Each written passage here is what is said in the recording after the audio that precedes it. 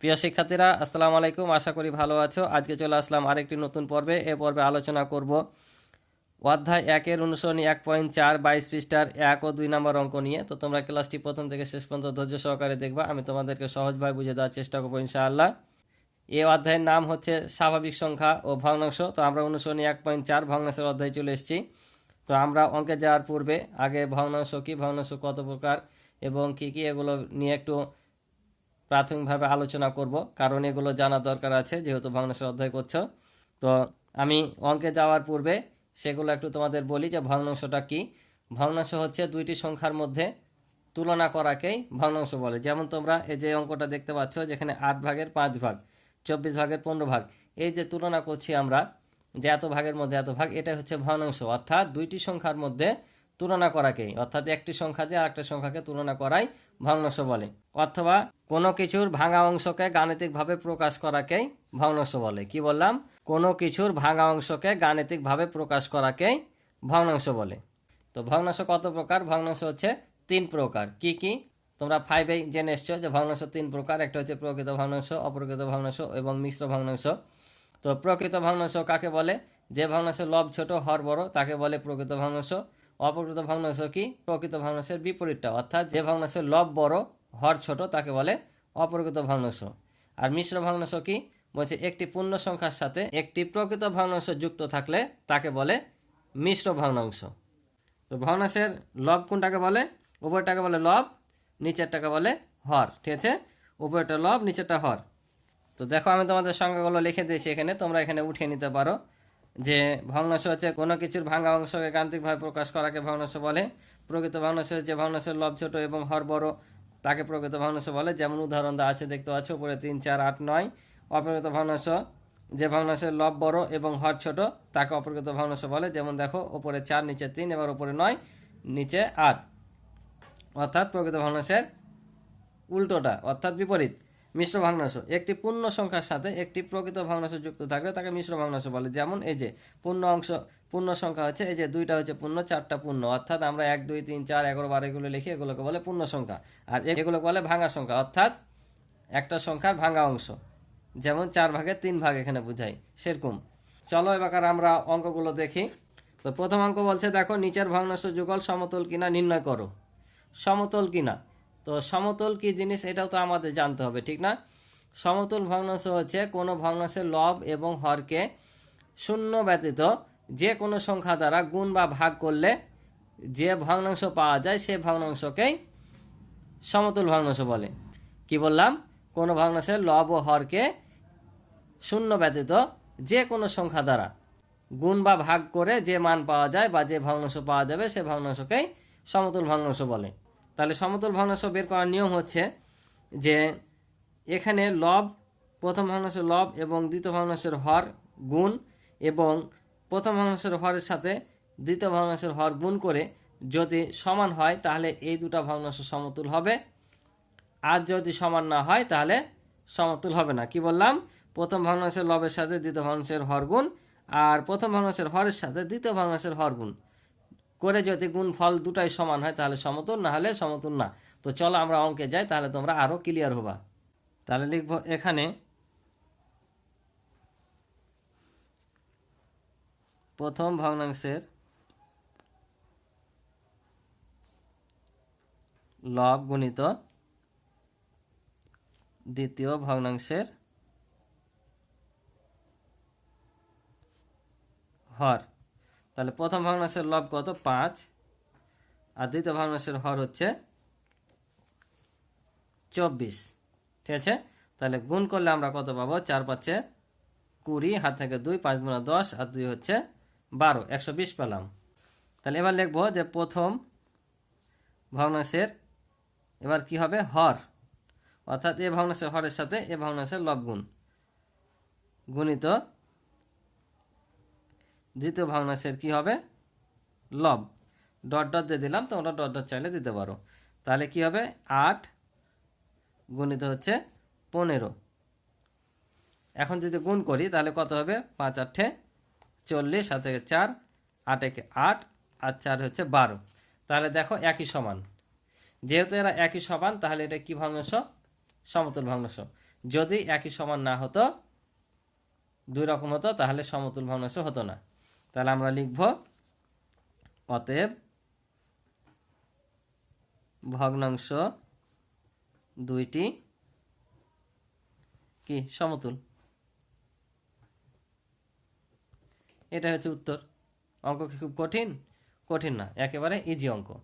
তাহলে দ্বিতীয়টা আমাদের এভাবেই করতে হবে। তাহলে দেখো এটাও লিখে নিব যে এখানে প্রথম ভগ্নাংশের লব গুণিত দ্বিতীয় ভগ্নাংশের হর। তাহলে প্রথম ভগ্নাংশের লব হচ্ছে 7 গুণিত হর হচ্ছে 33, সমান সমান গুণ করলে কত হবে? 3 7 21, 21-এর 1 হাত থেকে 2, আবার 3 7 21 আর 2 হচ্ছে 23, 231। তাহলে আবার কি প্রথম ভগ্নাংশের এবার হর গুণিত দ্বিতীয় ভগ্নাংশের লব। তাহলে প্রথম ভগ্নাংশের হর কত? 11, দ্বিতীয় ভগ্নাংশের লব হচ্ছে 14। তাহলে এখন এই দুটা গুণ করলে কি হবে? তাহলে আমরা 14 আর 11 যদি গুণ করি, তাহলে 4 একে 4, 1 একে 1, আবারও 4 একে 4, 1 একে 1, তাহলে 4 5 1, 154 পাচ্ছি। তাহলে আমরা এখানে 154 বসিয়ে দেব। এবার বলো এটা সমতুল না সমতুল না? আমি বলেছি দুটা যদি সমান হয় তাহলে সমতুল, তা না হলে সমতুল হবে না। তার মানে এটা সমতুল না। তাহলে লিখব অতএব ভগ্নাংশ দুইটি সমতুল নয়। এটা হচ্ছে উত্তর। আশা করি তোমরা বুঝতে পারছো। পরের অঙ্কটাও সেম একই রকমই।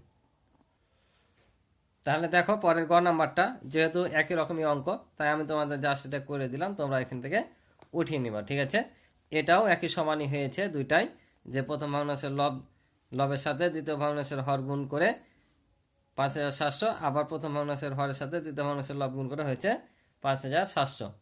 যেহেতু সমান তাই এটাও সমতুল। তাহলে এবার 2 নাম্বার দেখো, বলছে নিচের ভগ্নাংশগুলোকে সমহর বিশিষ্ট ভগ্নাংশে প্রকাশ করো। তাহলে এগুলোকে সমহর বিশিষ্ট ভগ্নাংশে প্রকাশ করতে বলেছে। তো আমি তো পূর্বে বললাম যে লব কোনটা হর কোনটা, উপরেরটাকে বলে লব আর নিচেরটাকে বলে হর। এখন বলছে সমহর। সমহর বলতে এই হরগুলোকে একই রকম করতে হবে। সমহর বিশিষ্ট ভগ্নাংশ মানে হরগুলোকে সব একই রকম করা লাগবে।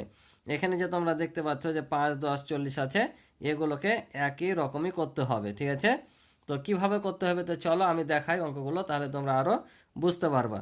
তো দেখো সমহর বিশিষ্ট ভগ্নাংশে প্রকাশ করার নিয়ম হচ্ছে আমাদের এই যে ভগ্নাংশের হরগুলো থাকবে সেগুলো লসাগু করতে হবে। কি বললাম? হরগুলোর লসাগু। তাহলে লিখি যে হর 5 10 ও 40 এর লসাগু।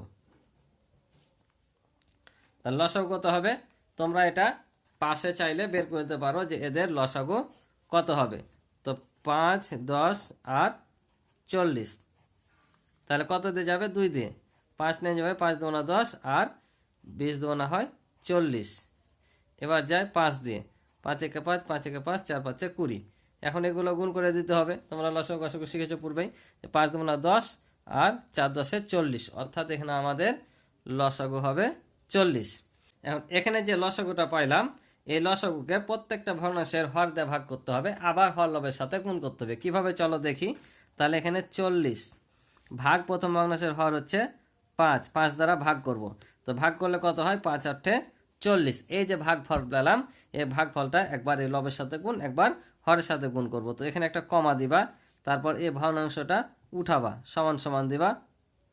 ঠিক আছে, তারপর আবার এটা উঠে নিবা, উঠে নিয়ে গুণ দিবা, দিয়ে এই যে ভাগফলটা পাইলা এই ভাগফলটা একবার এটার সাথে গুণ, একবার এটার সাথে গুণ।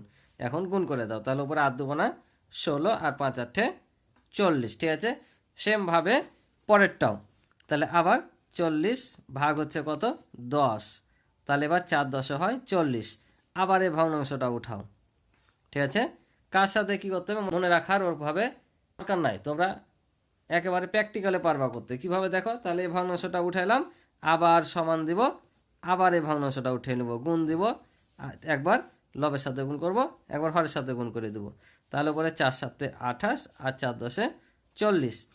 আবারও ভাগ করবো এবার তৃতীয় ভগ্নাংশের হর দিয়ে। তাহলে ভাগ করলে 40 দিয়ে 40কে ভাগ করলে কত হয়? ভাগফল 1। তাহলে আবার কি করব? এই ভগ্নাংশটা এখানে লিখব, সমান সমান দিব, আবার লিখব, গুণ দিব, এ ভাগফলটা একবার লবের সাথে একবার হরের সাথে গুণ করব। তাহলে উপরে 9 কে 9 আর 40 একে 40। তাহলে দেখো আমাদের এবার ভগ্নাংশগুলো সব একই রকম হয়েছে। কি একই রকম হয়নি? তখন ছিল দেখো এলোমেলো। লব সমান না হোক, লব এলোমেলো হবে, কারণ আমাদের সমলব করতে বলেনি, সমহর করতে বলেছে। তাই আমরা হরগুলোকে ঠিক রাখবো, অর্থাৎ একই রকমের রাখবো। তো এটাকে বলছে তোমার সমহর বিশিষ্ট। দেখো ভগ্নাংশগুলো সব এক হয়ে গেছে। তাহলে আমরা এখানে লিখে নেব যে সমহর বিশিষ্ট ভগ্নাংশ। তাহলে যেগুলো পেলাম সেগুলো আমরা লিখে দেব।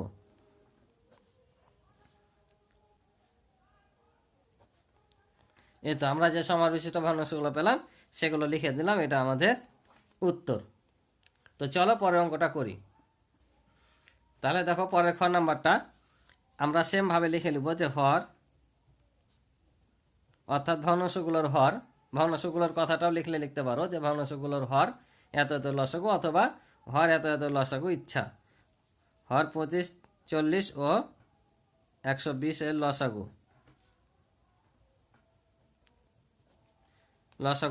তাহলে সেমভাবে তোমরা কি করে নিবা? এখানে লসাগু বের করে নিতে পারো। তাহলে 25, 40 আর 120 এর লসাগু।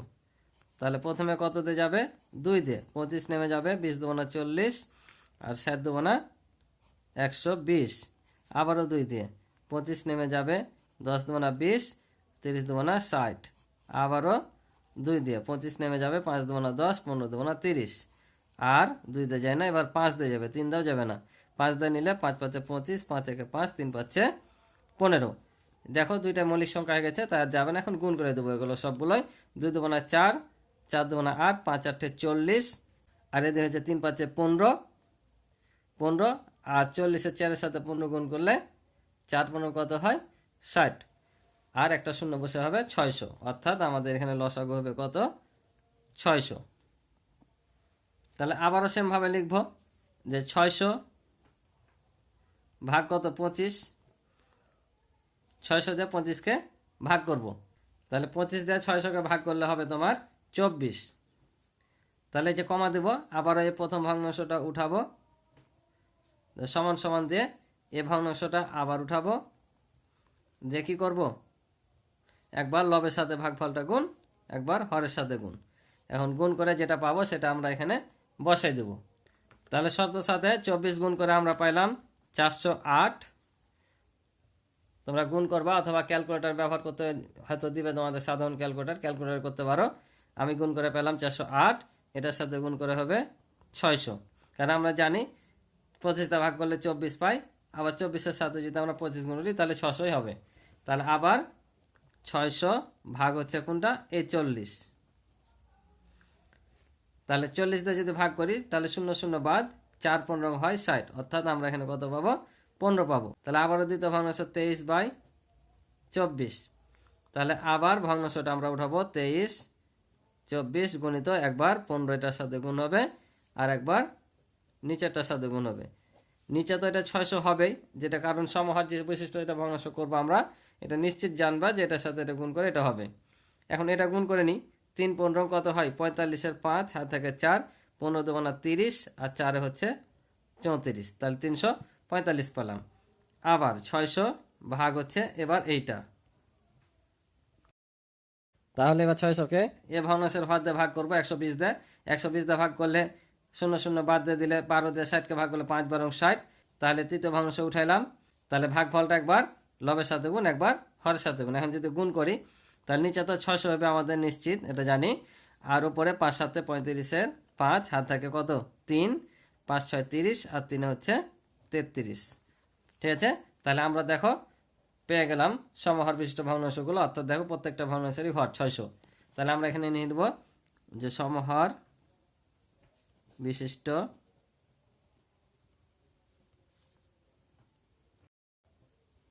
ভগ্নাংশ, তাহলে সবগুলো উঠিয়ে নেব। 108/600, তারপর 345/600, আরেকটা হচ্ছে 335/600। এটা হচ্ছে আমাদের উত্তর। তো আশা করি অঙ্কগুলো বুঝেছো।